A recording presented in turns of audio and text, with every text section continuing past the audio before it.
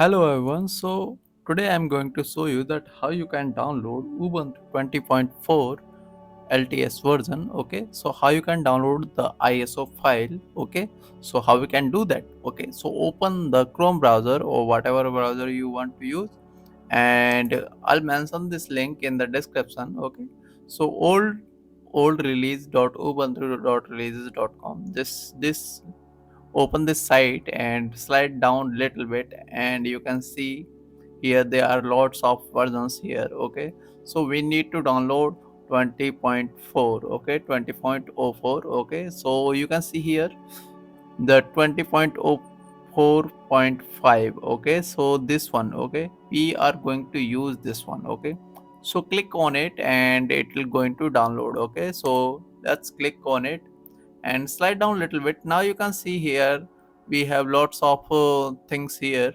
and here you can see desktop image. Okay, so click on it and it will going to download. Okay, so let's click, and it asks me where I want to download. Just save it and keep it, and it will take little bit time, so just wait. Or thank you for being here, and if you like this video, please subscribe this channel and press the bell icon. Thank you.